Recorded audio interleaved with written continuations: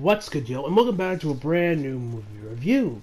This time to 1517, the 1517 to Paris, which is the true story about these three individuals. Two of them having military, one of them being a college student. At least one, I'm guessing from watching the movie.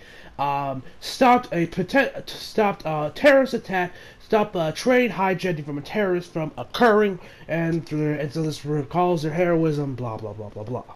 So the movie is directed by Clint Eastwood, and the cast. This is actually what's interesting. The cast stars Alex Skarlosis, Spencer Stone, and who was the black guy? It's not here. Whatever.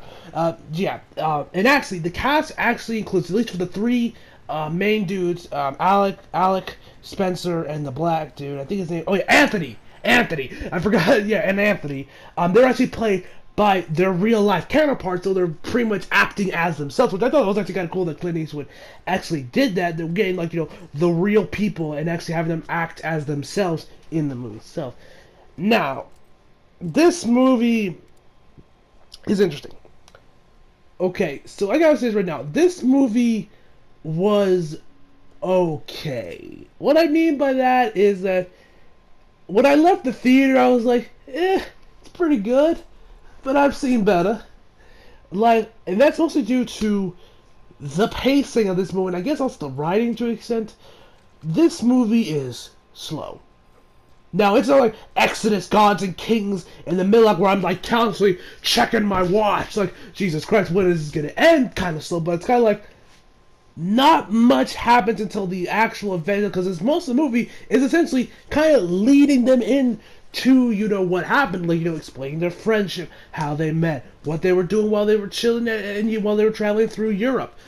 And that's definitely because of that, the movie doesn't, and that's kind of where I can definitely see a lot of people say that the movie is flat out boring. Now, did I find it boring? No, to a certain extent. It was perfectly watchable to where I can enjoy it, but not something. I don't think it's boring, but it was still, I got a decent amount of enjoyment. Now, that's definitely my biggest flaw. And also, the characters. Now, by that I mean, the guys playing themselves, so they do a pretty good job as acting as themselves, but, their performances are overall really good, but there's nothing that really gave me to give a shit about any of the particular characters. They were all, and I think that might be that's kind of the one thing I have right. The movie doesn't really make me give a reason to really care about them, because they're kind of their chemistry is there. Is on point. Of course, because they're the same guys. Of course, so their chemistry is on point. So you can definitely feel like these guys are as close as brothers.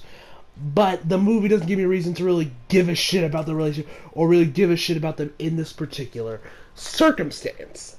And that is without my biggest problem. The characters are just weak. They're just weak. Just the way they're written is really my biggest problem with the movie.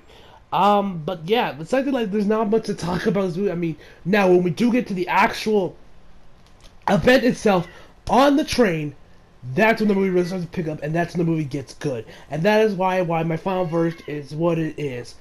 So as I was saying, the event itself, when we actually get to that part, and the terrorists try to, and they actually stop the terrorist attack, that's when the movie gets good. That's when I really started to get into it, but it was, too little, too late. But that was the best part of the movie. The rest of the movie was just, meh. Like I said, nothing in this movie really happens that's of merit. This movie is slow. It is, at some points, boring, but I never thought it was boring, but it was just slow. I was never really into the movie. I was never interested in the characters. Nothing in this movie kind of just, grabbed me in. And I was just always just kind of just chilling there in the theater, just eating my popcorn. Not really that invested into the movie itself, which kind of sucks, because you guys know how much I love movies. I love getting invested in these kind of things, but this movie didn't really do that for me.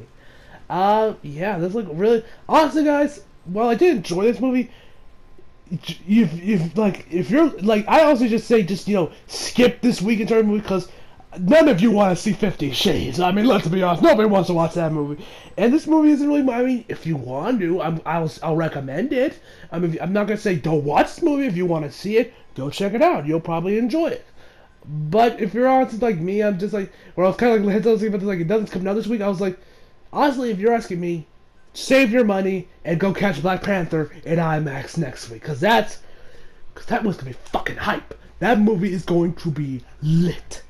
I'm so hyped to catch that movie at IMAX next week, and I need to get started on my most anticipated list so I can have that ready. So yeah, also guys, I will also still be doing the reaction to the Kingdom Hearts trailer. I'll do that after I'm done with this movie review. So my final verdict for the 1517 to Paris is a 7 out of 10.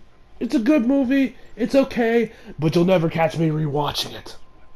So yeah, that's pretty much all I have to say about this movie, guys. Hope you guys enjoyed the video. Leave a like if you did. Subscribe if you're new. Follow me on Instagram and Twitter if you feel like. Links in the description box below. And as always, come back for more. See you guys next time.